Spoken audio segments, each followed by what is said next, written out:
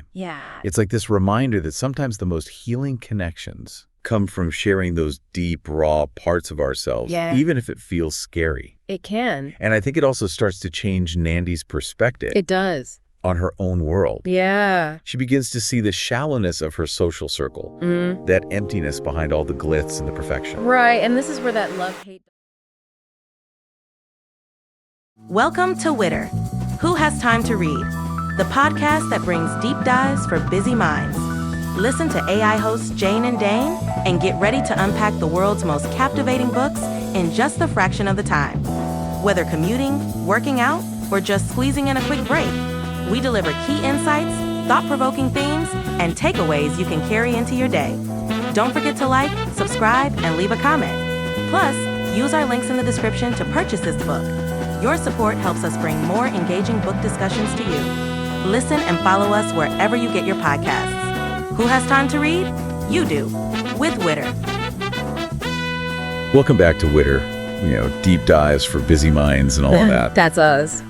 This month, we are celebrating Black Voices for Black History Month. Yes. I am so excited to unpack this book. Me too. The Love-Hate Thing by Whitney D. Grandison. Yes. This young adult novel. It's not just a love story. It's a powerful look at class race. Yes. And finding your place when it feels like the world is against you. It's fascinating how Grandison takes that enemies to lovers thing. Right. And it's woven into this huge conversation about what it means to be Black in America today. Yeah. It's so much more than just two teenagers falling in love. Right. It's really a commentary on how society is structured and about ingrained prejudice. Okay. So let's just dive into the story. Go. We've got Tyson Trice. Yeah. He's a kid from Lindenwood, which is the rough part of town. And he is sent to live with the very wealthy Smith family in Pacific Hills. Right. Nandy Smith, the daughter. Yeah. She's kind of the golden girl of this picture-perfect town. Oh. And she is definitely not thrilled about Tyson shaking things up. Nope, not one bit. But get this, they actually knew each other as children. I know, right? It's like that just adds a whole other layer to their relationship. They had this bond, and then life just took this dark turn for Tyson. Yeah. And he was forced into Lindenwood. And that reality, it makes you wonder, how much does our past really shape who we are in the present? How do we reconcile those different versions of ourselves? It's such a good question. Yeah. And it's something that she really explores throughout the book. Definitely. We see Tyson struggling so much with the traumatic death of his mother. Yeah. She's a victim of violence. And he carries so much guilt and pain from that. So much pain. So he built up these walls around himself. Right. And puts on this I don't care attitude. Yeah. It feels almost like armor. Oh, it is it's a total defense mechanism. Right. But it also, I think, speaks to something a lot deeper about masculinity. Yeah. And particularly Black masculinity. Yeah. There's this expectation of strength. Right. Being stoic that can make it hard to actually show vulnerability, So it really begs the question, is Tyson's toughness a sign of resilience? Right. Or is it just covering up these deeper wounds that need to be addressed? On the flip side, we have Nandy. Yes. Navigating her picture-perfect life in Pacific Hills. It seems perfect, right?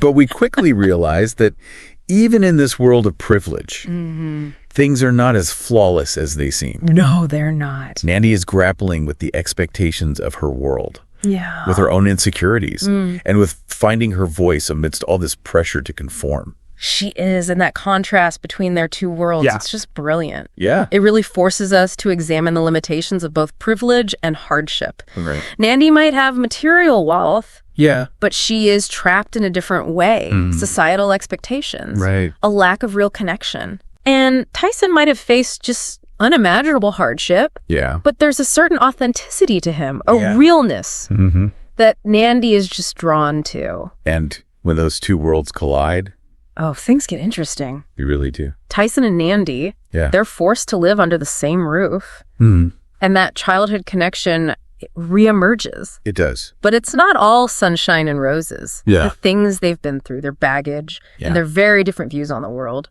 All of that makes for some pretty serious clashes. It's like this forced proximity becomes the catalyst for their growth. It does. It's uncomfortable and it's messy, but it forces them to confront their own prejudices. Yes. And to see the world through each other's eyes. Absolutely. One of the most striking parts of the book for me is how starkly Grandison portrays that cultural divide between Lindenwood and Pacific Hills. Tyson faces so much prejudice and stereotyping as an outsider in Nandy's world. He really does. And she does this so well. Not just through dialogue, right? But through vivid descriptions and symbolism. I know. Like, think about that incident at the cotillion. Oh, yeah. It's not just about overt racism. Right. It's the subtle ways that Tyson is made to feel like he doesn't belong. Right. Like he's constantly being judged. Yeah. And measured against a standard that wasn't designed for him at all. It wasn't. And it really makes you think about those subtle biases that exist everywhere, even in those seemingly progressive spaces. Yes. How often do we make assumptions about people based on where they come from or how they look? Right. Without really getting to know them. Yeah. And this is where the novel really shines. It's not about preaching or offering these easy answers. Yeah. It's about sparking a conversation. Yes. Making us confront those uncomfortable truths about ourselves and the society we live in. And then there's that intense scene at the beach party. Oh, yeah. Where Nandy's boyfriend, Chad, confronts Tyson. It just explodes with this territorial anger. It does. And it speaks volumes about how privilege can so easily turn into aggression when it feels threatened. Right. And this is where that theme of masculinity really intersects with race and class in such a powerful way. It is. He embodies this sense of entitlement. Yeah. He sees Tyson as an intruder. Yeah. Not just in his relationship with Nandy, right, but in his perceived social standing. Yeah. It's a stark reminder that to really dismantle these systems of oppression, right, we have to challenge those who benefit from it. Yeah. Even when it's uncomfortable. Even when it's uncomfortable. It's important to remember that Tyson isn't just reacting to all this stuff. He's actively trying to make his way through it. Right. Trying to hold on to who he is. Yeah. But also wanting connection. And it's like this push and pull that we can all relate to. Yeah. We want to belong, but sometimes it feels like you have to change who you are to fit in. Exactly. And for Tyson, that compromise feels even more complicated. Right. Because it's all tied up with race and class. Right. He's constantly code switching, trying to figure out how to be acceptable in Lindenwood and in Pacific Hills without losing himself in the process. Right. And despite all this tension, Tyson and Nandy, they do find some moments of understanding. They do. There's this one scene at the model home. Oh, yeah. Where Tyson opens up to Nandy about his past. And you can feel the vulnerability powerful pouring out of him. That scene is so important. Yeah. Because it's not just about him, revealing information. Right. It's about him choosing to trust Nandy with his pain, his guilt, all that stuff that's been weighing him down for so long. And her response is so powerful, too. Yes. It's not about pity. Right. It's about empathy. She really sees him. Yes, for the first time. Yeah. It's like this reminder that sometimes the most healing connections come from sharing those deep, raw parts of ourselves, even if it feels scary. It can. And I think it also starts to change Nandy's perspective. It does. On her own world. Yeah. She begins to see the shallowness of her social circle, that emptiness behind all the glitz and the perfection. Right. And this is where that love-hate dynamic really kicks in. It does. It's not just about romantic tension or whatever. Right. It's about Nandy really struggling with her privilege, her guilt, and her growing awareness of the inequality that's always been there, but that she's never really acknowledged. And then there's Nandy's best friend, Shane. Oh, yeah. Who develops feelings for Tyson. Oh, yeah. Talk about adding fuel to the fire. Right. You see this jealousy coming out in Nandy. Yeah. But it's more than just that, romantic jealousy. It's about her realizing her own biases, her assumptions about who Tyson is and what he represents. That love triangle. It's so brilliant. It really is. Because it forces Nandy to confront those internalized prejudices.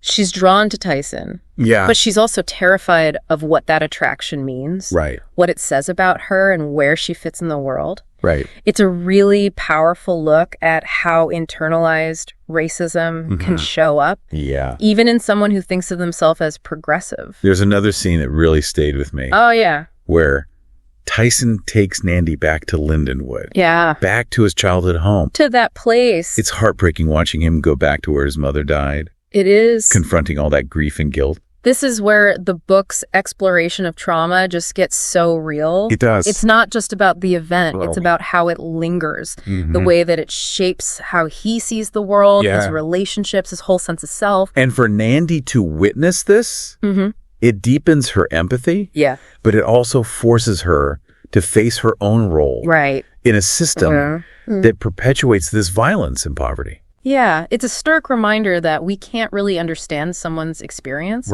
until we're willing to see the world through their eyes and acknowledge all the things that have shaped their reality. And I think it also speaks to the power of shared experience. Oh, absolutely. Even if those experiences are completely different. Yes. By being there with Tyson in his pain, Nandy connects with him so much deeper. Yeah. She moves past the stereotypes. Right. And sees the human being underneath. And through this connection, they start to heal each other. They do. Tyson, with Nandy's love and support, starts to deal with his past and find some hope. Right. And Nandy, through seeing Tyson's world, starts to break free from her own little bubble and develop a stronger sense of self.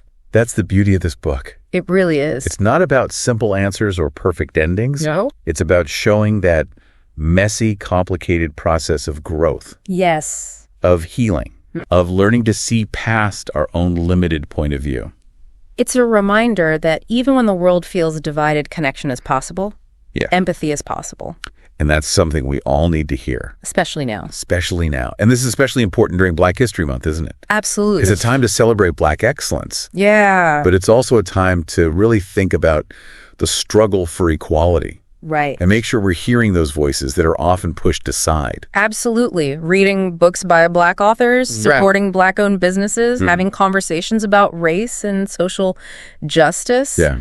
These are all ways that we can actively help create a society that's more inclusive and fair. A love-hate thing. Yeah. It ends on kind of a hopeful but also bittersweet note. It does. Tyson has to go back to Lindenwood. Right. He leaves Nandy in this new life behind. Yeah.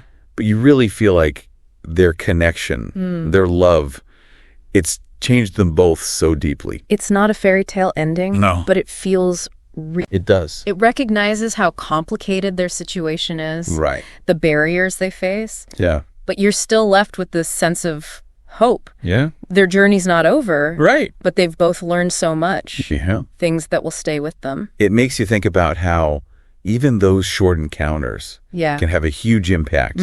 How the people who come into our lives, even for a little while, can really shape who we become. And it really shows you how important it is to connect with people, to find those people who see you, who challenge you, who help you grow, even when it's tough. So as we wrap up our deep dive into a love-hate thing, we want to leave you all with some things to think about. Okay. Have you ever felt like you're on the outside? Like you're in a world that just doesn't get you? What about Tyson's struggle to let himself be vulnerable?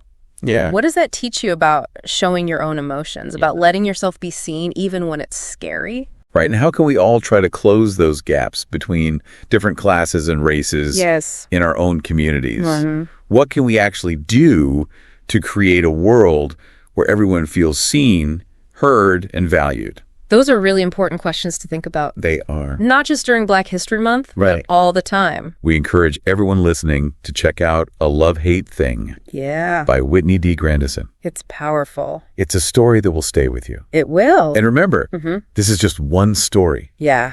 There are so many amazing Black authors out there. Waiting to be discovered. So keep those minds busy. Yes. Keep exploring. And keep the conversation going. Thanks for joining us on this deep dive. Stay curious and keep diving.